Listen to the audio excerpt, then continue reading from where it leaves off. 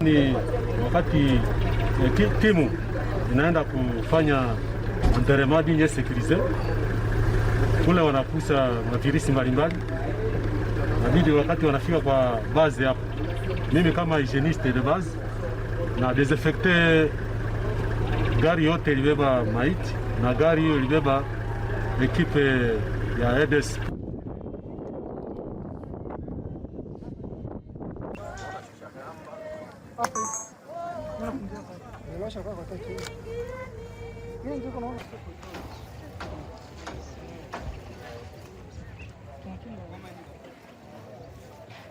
Ne peut pas être insensible à une telle situation.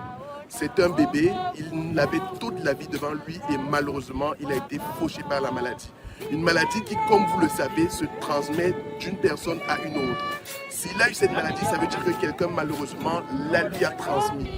Et cela rappelle encore à quel point c'est important la détection rapide des cas pour pouvoir isoler les patients infectés et d'éviter la chaîne de transmission.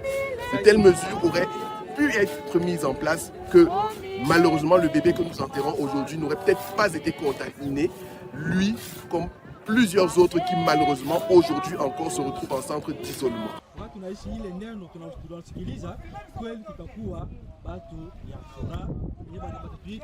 Tunakuwa wa ndugu, tunakuwa wa rafiki ya kimwili haitoshe katika dunia hii. Ya muhimu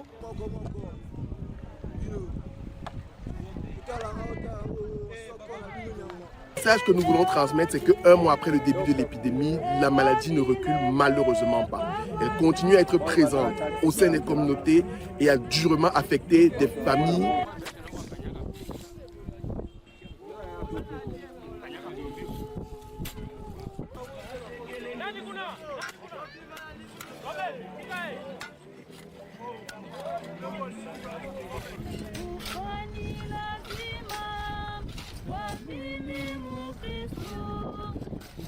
Ce qu'il faudrait faire, c'est continuer la lutte à travers des enterrements dignes et sécurisés pour briser la chaîne de transmission, continuer la lutte à travers la détection la plus rapide possible des cas.